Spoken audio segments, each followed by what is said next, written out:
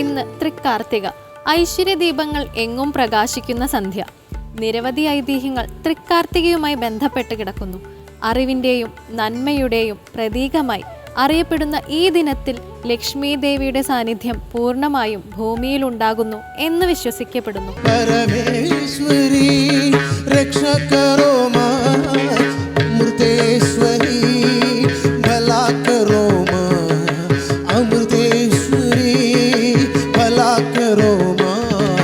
അമ്മയെക്കുറിച്ച് പറയാറുണ്ട്, അമ്മ ജ്ഞാനദീപമാണ് ലോകത്തിന് എന്ന് പറയും. ലോകത്തിന് മുഴുവൻ പ്രകാശം നൽകുന്നൊരു ദീപമാണ് അമ്മ. അതുപോലെ നമ്മൾ കൊളുത്തി വെക്കുന്ന ഓരോ ചിരാതുകളിലെയും വെളിച്ചം അന്ധകാരത്തെ നീക്കുന്നു.